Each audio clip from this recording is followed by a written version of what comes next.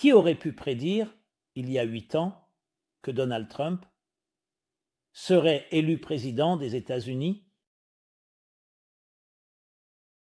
Et puis, ce mandat tumultueux, ces affrontements et des gens rivés, à ce que je n'ose pas appeler du divertissement, peu importe comment on veut l'appeler, tout ce phénomène médiatique d'amour-haine autour de Trump.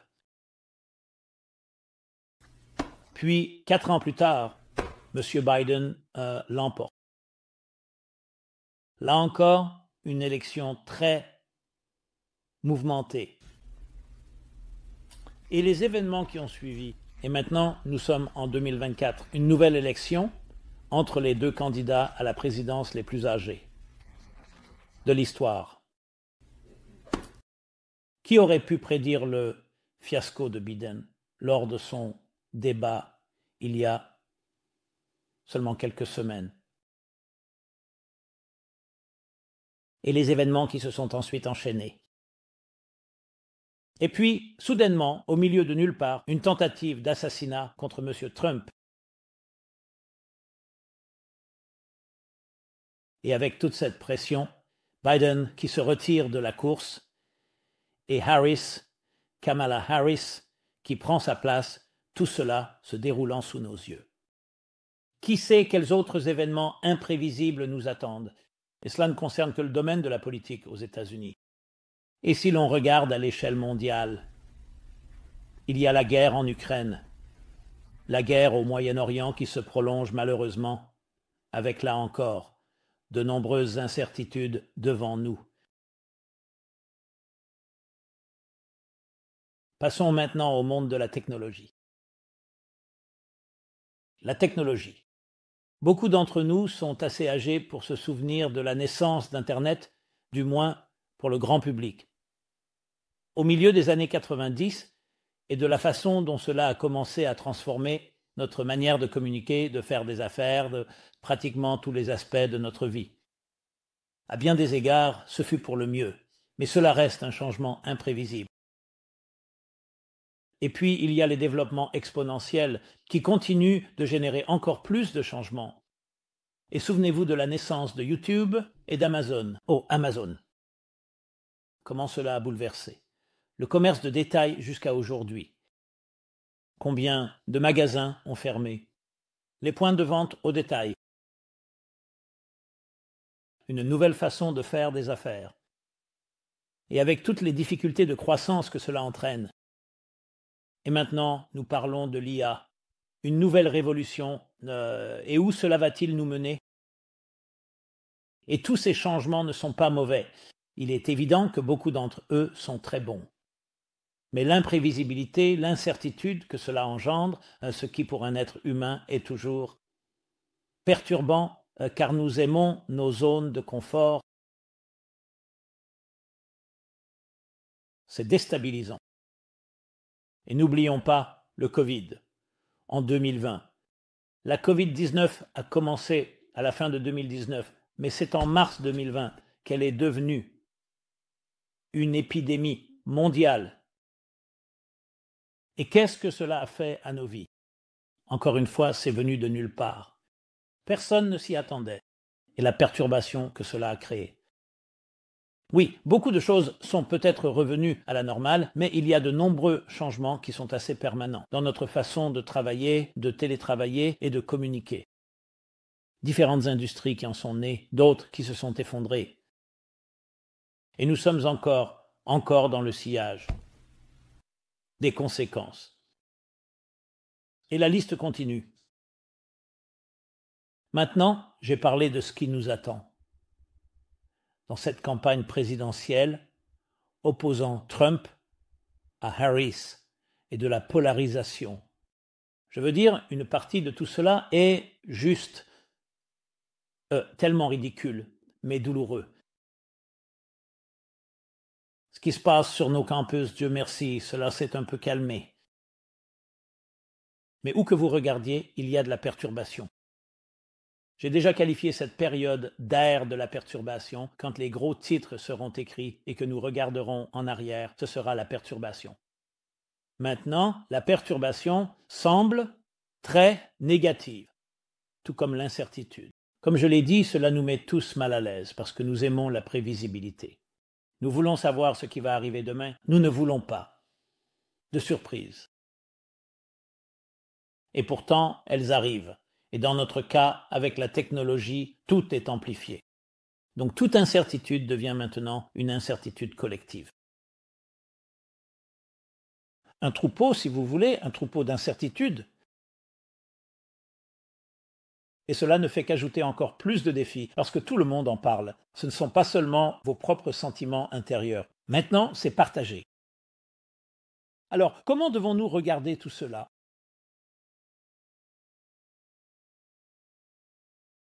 Et comme nous avons intitulé ce cours, est-ce un tournant dans l'histoire? Sommes-nous à un tournant de l'histoire?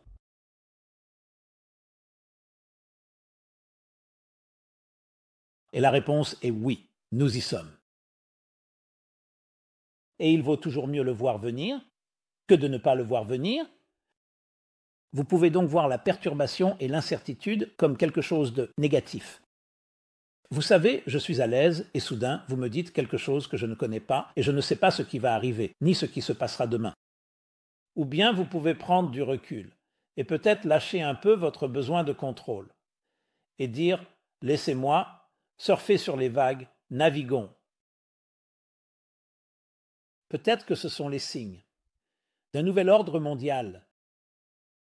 Et qu'est-ce que cela peut m'apporter et que puis-je faire pour en faire partie, pour que cela se déroule de manière saine? Ainsi, au lieu que la perturbation se transforme en peur et en insécurité, elle peut devenir une opportunité passionnante, de changement. Et c'est exactement ainsi que nous devrions voir les choses dans la vie, aussi bien personnellement que collectivement.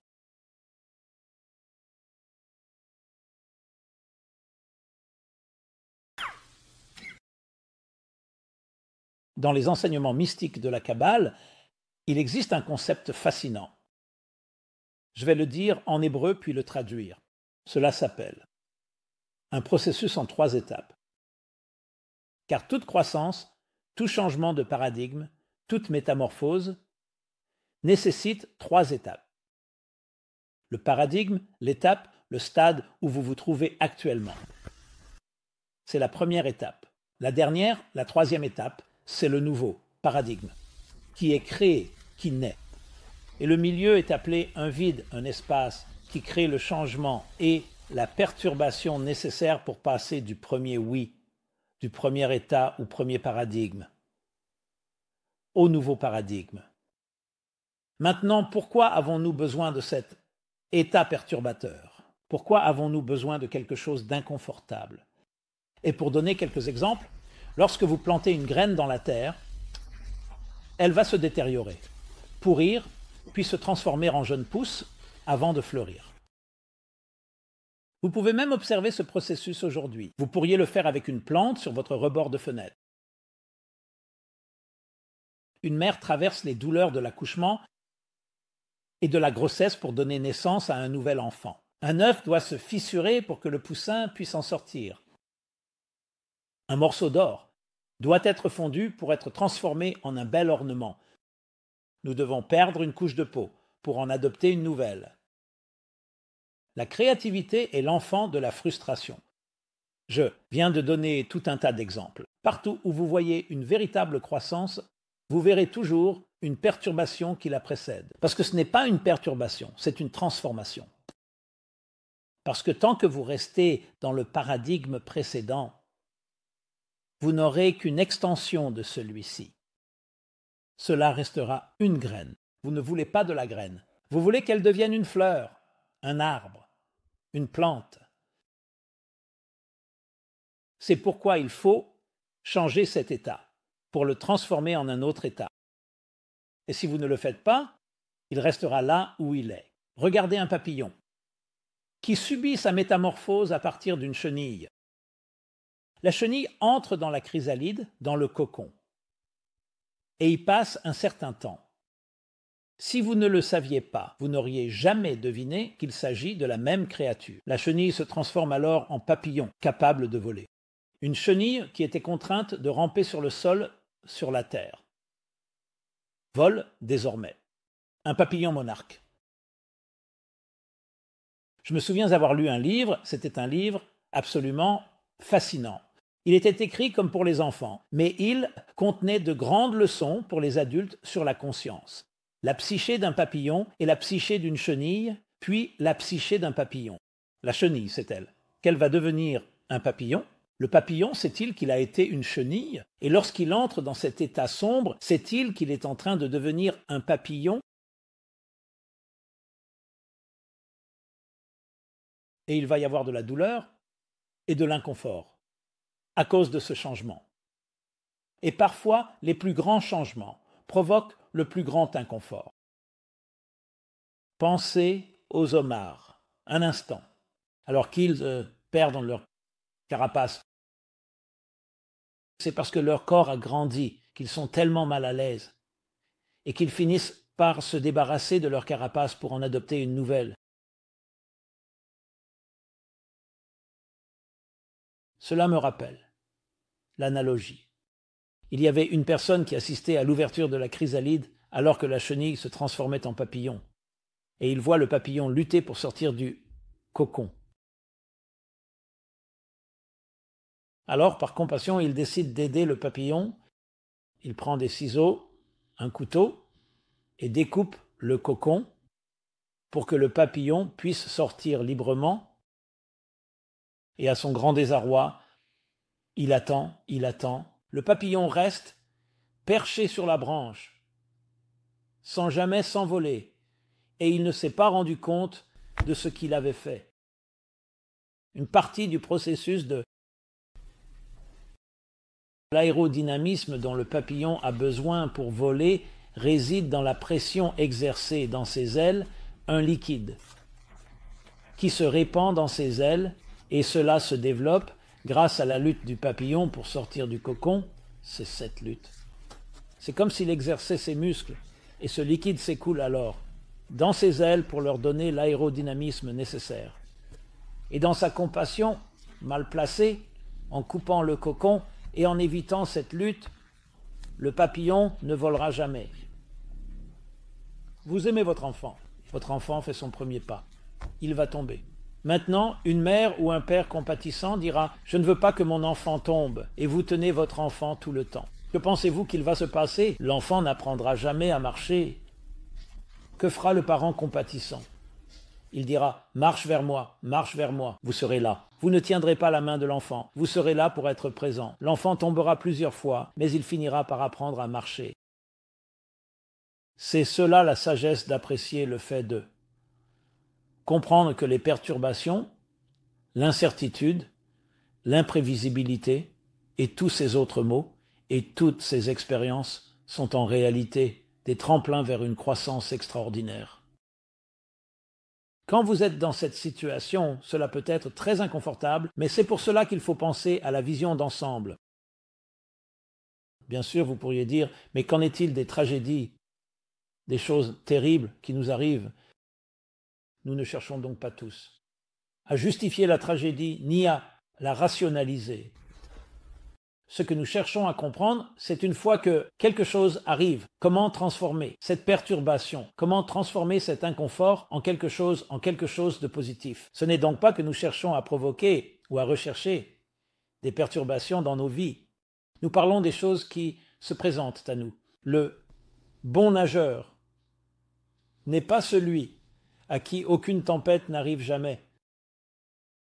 La différence entre un bon et un mauvais nageur, c'est qu'ils nagent tous les deux, et à ce moment-là, il se peut que vous ne voyiez pas la différence. Pour reprendre les mots de Warren Buffett, tant que la marée n'est pas basse, on ne sait pas qui nage nu. Puis vient la tempête. Le mauvais nageur va essayer, par manque d'expérience, de lutter contre le courant jusqu'à l'épuisement, et nul ne sait ce qui peut arriver. Le bon nageur le reconnaît et se dit « Ah, moi, ce n'est pas le moment d'essayer de traverser à la nage. Je vais me laisser porter, je flotte. Je me laisse aller avec les vagues. » Il sait comment naviguer dans chaque situation. On observe cela chez les grands athlètes. Ce n'est pas seulement leur force, c'est aussi leur capacité à savoir naviguer, à savoir réagir correctement. C'est la même chose dans la communication. Il ne s'agit pas seulement d'avoir ces outils, mais de savoir faire preuve de flexibilité et de savoir naviguer à travers les vicissitudes, les détours, les hauts et les bas, y compris l'incertitude. Alors, et quand il y a une incertitude que vous ne pouvez pas combattre, c'est-à-dire quelque chose que vous pouvez résoudre, n'hésitez pas à la résoudre. Mais si c'est quelque chose que vous ne pouvez pas résoudre, peut-être ne devriez-vous pas essayer de le résoudre. Apprenez à surfer dessus, à traverser cette période. C'est ainsi que nous grandissons vraiment. Donc, quand on regarde le monde aujourd'hui, surtout si vous suivez l'actualité à la minute près, ce que je ne recommande pas. En fait, je déconseille fortement aux gens de faire cela, car cela alimente toutes nos insécurités et toutes nos incertitudes et ne fait qu'installer la peur dans nos cœurs. Peut-être que c'est bon pour les voyeurs, ou peut-être que c'est divertissant, mais depuis quand le voyeurisme et le divertissement sont-ils la meilleure façon de se stimuler ? Que fait la peau en personne sage ? Comme le dit le Talmud, qui est le sage ? Celui qui voit la naissance. Il voit la naissance, il voit la conséquence, il voit les résultats. Il ne regarde pas la grossesse, il regarde ce que cela va apporter. Il voit un œuf, il sait que cela va donner naissance à un poussin. Il voit une perturbation, il sait que quelque chose d'autre va émerger. Regarder vers l'avenir, voir la situation dans son ensemble. Des bouleversements dans la scène politique et la technologie. Dans le monde, l'économie et tant d'autres domaines. C'est une occasion de voir que oui, nous sommes à un tournant de l'histoire, plus que jamais. Et quelle est la véritable question ? Vers quoi nous dirigeons-nous ? Donc ce n'est pas une prédiction, c'est basé sur ma compréhension de la lecture des textes vers une révolution spirituelle. Parce que si vous pensez à toutes les perturbations, regardez, qu'ont-elles toutes en commun ? C'est que l'ordre existant, il y a un problème avec lui. Vous savez, la douleur, nous n'aimons pas la douleur. C'est exactement comme la perturbation. Mais la douleur est un rappel qu'il y a un signal d'alarme. Il y a quelque chose, un appel à se réveiller. Faites quelque chose à ce sujet. Quand vous regardez autour de vous, vous verrez des perturbations partout dans l'ancien ordre mondial. Cela inclut la division, le matérialisme, tout ce qui provoque des tensions. Alors, quelle est la solution ? Comment faire baisser la température ? Vous pouvez la faire baisser en traitant les symptômes. Disons que les deux candidats à la présidence s'assoient et disent « À partir de maintenant, nous allons rester courtois ». Je ne dis pas que c'est réaliste ou pratique. Est-ce que cela résoudrait nos problèmes ? Ce serait certainement très prometteur et très encourageant, même si cela ne devait pas arriver. La véritable racine du problème, c'est qu'est-ce que nous défendons vraiment ? Donc, quand tout va bien, que nous sommes prospères et que nous réussissons, nous ne nous posons pas cette question. Mais lorsque les choses ne sont pas confortables, c'est la question que nous devons nous poser. Qu'est-ce que nous défendons ? Je me souviens qu'au moment du Covid, je posais la question aux jeunes, j'étais sur de nombreux Zooms, et je disais « Qu'est-ce que nous défendons ? Les jeux vidéo, la sexualité, l'argent, le pouvoir, le contrôle, ou bien nos valeurs supérieures ?» C'est lorsque les pères fondateurs ont été mis sous pression parce que le roi George ne cédait pas, ne les laissait pas vivre et les opprimait. C'est à ce moment-là qu'ils ont finalement décidé de déclarer leur indépendance. On pouvait le sentir dans leur ton. Ils étaient même presque désolés. Nous devons expliquer pourquoi nous déclarons notre indépendance. Pourquoi ne pouvons-nous pas simplement rester à l'aise avec notre hôte, le roi George de Grande-Bretagne, à cause de l'oppression, de la souffrance. Comme nous l'apprenons du peuple juif, la première oppression documentée dans la Bible, en Égypte, l'esclavage et l'exil égyptien, il est dit « Plus ils étaient opprimés et affligés, plus, en proportion directe, ils prospéraient et s'épanouissaient. »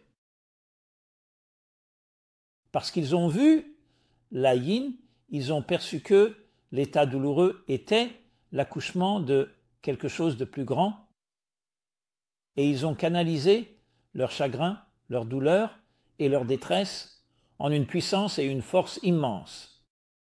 Le verset dit, de ma détresse, je crie vers toi et tu me réponds depuis ton immensité. La détresse engendre l'expansion parce qu'elle possède ce pouvoir. Quand nous sommes à l'aise et que nous sommes beaucoup plus sur un plateau, qu'est-ce qui nous pousse? Qu'est-ce qui nous propulse? C'est la pression, la résistance qui fait émerger nos plus grandes forces. Vous voyez, c'est précisément l'essence même d'un barrage. On retient l'eau, on la bloque, elle s'accumule et soudain, on voit qu'un simple filet d'eau devient une force immense. C'est ce que fait toute forme de résistance. C'est là où nous en sommes dans nos vies. Mais il faut sortir de la mentalité du moment présent, de la gratification instantanée, de la restauration rapide, de la recherche de résultats immédiats, parce que cette mentalité dit « Hé, qu'est-ce qu'on va faire tout de suite pour exploiter cette opportunité, cette seconde ?» Je suis à l'aise, je ne suis pas à l'aise. Mais ceux qui voient la naissance, qui voient la situation dans son ensemble, ce sont eux qui profiteront réellement de la transition d'un paradigme à un autre.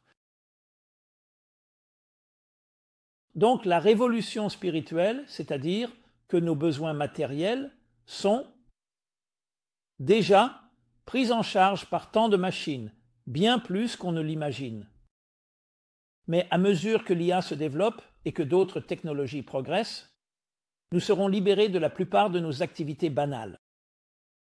Nous serons même libérés de certaines de nos activités les plus sublimes. Qu'est-ce qui va nous rester?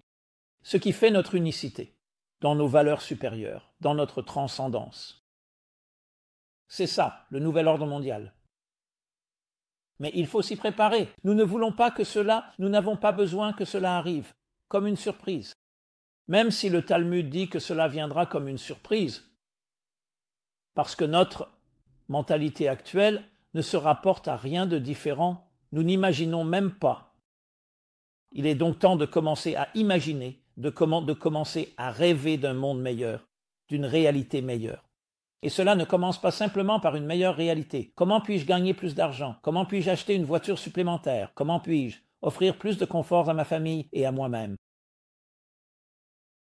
C'est d'établir une vision spirituelle pour vous-même et votre famille. Pas simplement plus de la même chose, sinon ce n'est que l'ancien paradigme. Quelque chose de nouveau, quelque chose de frais. De nouvelles initiatives. De nouveau, programme pionnier. Lancez un cours, commencez à organiser quelque chose chez vous. Participez à une activité que vous n'avez jamais faite auparavant. Commencez à envoyer chaque jour un beau message par email ou sur les réseaux sociaux. Je veux dire, la liste est longue. Soyez créatifs, mais pensez en dehors des sentiers battus. Pensez au-delà du présent. Pensez au-delà des circonstances actuelles. De nouveaux termes. La chose la plus grande, la plus rafraîchissante et la plus exaltante, c'est lorsque vous découvrez de nouvelles ressources et que vous apprenez de nouveaux outils. Même si nous sommes à l'aise avec les anciens, il arrive soudainement que quelqu'un vous montre un nouvel outil que vous n'aviez pas dans votre répertoire, dans votre boîte à outils. Et vous vous dites « Waouh, qu'est-ce que je peux faire avec ça ?» Et vous réalisez soudainement qu'il peut faire des choses que vos anciens outils ne pouvaient pas faire. C'est ce qu'on appelle la croissance. C'est ce qu'on appelle s'ouvrir à de nouvelles possibilités et avoir le courage de le faire. Nous n'avons pas besoin d'attendre que la marée soit basse. Nous n'avons pas besoin d'attendre chaque perturbation. Nous avons déjà assez à gérer. Alors, quand les gens demandent, par exemple, comment puis-je gérer toute cette incertitude, tout ce malaise? Je regarde les informations tous les jours, je regarde Fox, CNN, MSNBC. Voilà. Tout le spectre est couvert à ce niveau-là. Je ne sais pas qui croire. Chacun a son propre récit. Celui-ci est pour celui-là est contre l'autre. Il n'y a pas de place pour voir que chaque camp a certaines qualités. Non, tu es pour l'un, tu es contre l'autre. Pourquoi ne peux-tu pas dire « il y a des avantages ici et des avantages là-bas » Parce que, encore une fois, les gens pensent de manière paroissiale, de façon partisane. La rupture est censée te sortir du tableau, t'emmener sur la montagne. Demande à tes petits-enfants, est-ce que ça change quelque chose de savoir qui sera président? Ils ne font même pas la différence. Et je ne dis pas qu'il n'y a pas de différence, mais ce n'est pas ça l'essentiel. L'essentiel, c'est que notre attention doit être « tu sais pourquoi je me bats ?» Pas pour tel ou tel candidat à la présidence, pas pour telle ou telle équipe sportive, ni pour tel héros ou tel autre. Je me bats pour des valeurs plus élevées. Quelles sont nos convictions? Qu'est-ce que nous transmettons à nous-mêmes et à nos enfants sur notre mission dans la vie? Pourquoi sommes-nous ici? Comment vas-tu utiliser tes compétences pour transformer et embellir ton coin du monde? Comment vas-tu devenir un ambassadeur de la lumière? Alors, au lieu de réagir, au lieu d'être dans la réaction, deviens proactif. Je comprends que cela nécessite aussi un changement de paradigme. Et c'est précisément pour cela que nous ressentons cet inconfort, pour nous sortir de cette zone de confort.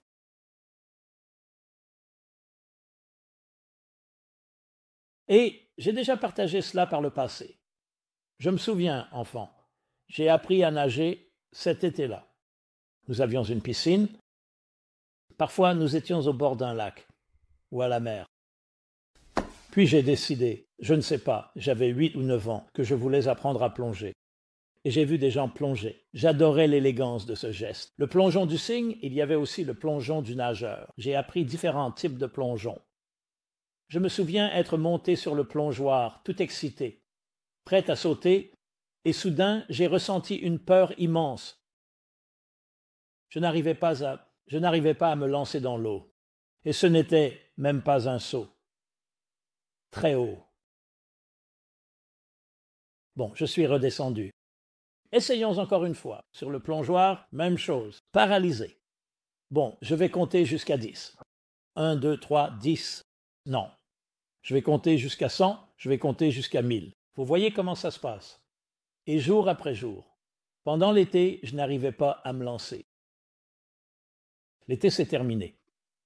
Je suis rentré chez moi et je n'ai pas vraiment eu l'occasion d'aller nager pendant l'année. L'été suivant, d'accord, maintenant je suis là, plus âgé. Puis je me dis, tu sais quoi, au lieu d'y aller depuis le plongeoir, pourquoi ne pas me mettre au bord de la piscine et sauter dedans? Je n'y arrivais pas. Et quel était le problème? Je me suis dit, je sais nager. Ce n'est pas comme si j'avais peur de l'eau. Une fois que je suis sous l'eau et je suis debout sur le sol, alors où est le problème? Qu'est-ce qu'il peut arriver de pire? Tu tombes, tu fais un plat, comme on dit. Je veux dire, la vieille légende urbaine qui dit que ton ventre va éclater parce que tu viens de prendre le petit déjeuner. De quoi avais-je peur? C'est une chose si quelqu'un dit « D'accord, j'ai peur de l'eau », les gens ont tout simplement peur. On dit « Je ne veux pas aller dans l'eau ». Ce n'était pas ça le problème. Alors j'ai décidé « Oh, j'ai une astuce ». Je vais m'asseoir. Au lieu de rester debout, je vais m'asseoir au bord de la piscine et je vais juste me laisser tomber. Ça ne devrait pas être difficile. J'ai recommencé à compter. Il comptait, même problème, jusqu'à ce que quelque chose se passe. Tu sais ce qui s'est passé? J'étais assis en train de compter et j'avais un ami qui m'a sorti de mon supplice. En faisant quoi, il s'est faufilé derrière moi et m'a poussé dans l'eau pendant que je faisais ça. Et c'était tout. Une fois que j'ai été poussé, eh bien, j'ai pu me lever et plonger. Je suis retourné au plongeoir, j'ai appris à plonger, ce type de plongeon, cet autre type de plongeon. Je n'ai plus jamais eu de problème. Et je me suis toujours demandé jusqu'à aujourd'hui quel était le problème. Et j'ai compris que le problème, c'était le fer entre la cendre et la cendre. Oui, je savais comment me tenir debout sur le sol, et je savais comment être dans l'eau. Mais cette fraction de seconde où tu n'es ni sur le sol ni dans l'eau, inconsciemment, mon esprit s'est figé, était paralysé, par la peur, parce que c'est l'inconnu, ce qui se passe quand tu es suspendu. Une fois que tu es dans l'eau, aucun problème. Une fois que tu es sur le sol, aucun problème. Il y a donc une certaine peur que nous avons tous à sortir de notre zone de confort. C'est pourquoi parfois nous avons besoin d'être poussés. Mais je ne suggère pas que quelqu'un vous pousse contre votre volonté. Je suggère d'inviter quelqu'un en qui vous avez confiance à vous donner un coup de pied aux fesses. C'est ça mon message essentiel. Oui. Laissons les perturbations nous propulser, servir de catalyseur, de tremplin vers une croissance formidable, une croissance sans précédent. C'est ce que font les échéances. En tant qu'écrivain, je peux vous l'assurer. En tant qu'orateur, si vous n'avez pas de délai, si vous n'avez pas de planning, vous allez toujours, je serai encore assis à réfléchir 20 ans plus tard. Peut-être comme ci, peut-être comme ça. Vous avez besoin de cette pression. Une olive ne produit pas d'huile tant qu'on ne la presse pas. Et c'est, mes amis, ce qui se passe à notre époque, la perturbation, l'incertitude partout. Nous vivons un tournant dans l'histoire.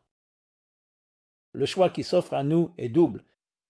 Eh bien, 3, je pourrais dire. Soit vous êtes dans le déni et vous vous enterrez en ignorant tout, soit vous êtes complètement perturbé et déstabilisé par l'incertitude, soit vous transformez cette incertitude en carburant pour grandir et vous devenez acteur dans la construction du destin d'eux. Votre vie est de celui du monde. Et une bonne pensée, un bon mot, une bonne action font pencher la balance et apportent la rédemption personnelle et globale. Merci beaucoup. C'était Simon Jacobson, meaningfullife.com. Merci de vous abonner à ce programme et à tous nos autres contenus, y compris notre chaîne YouTube. Merci de partager avec d'autres. Et j'aimerais beaucoup recevoir vos retours, réflexions, commentaires, questions ou objections. Alors continuons. Restons dynamiques. Prenons des initiatives. Soyons proactifs et enthousiastes face à l'inconnu qui nous attend, car cela nous mènera vers le meilleur avenir possible. Prenez soin de vous et soyez bénis. Ce programme vous est présenté par le Meaningful Life Center. Aidez-nous à poursuivre nos programmes. Faites même une petite contribution sur meaningfullife.com/donate.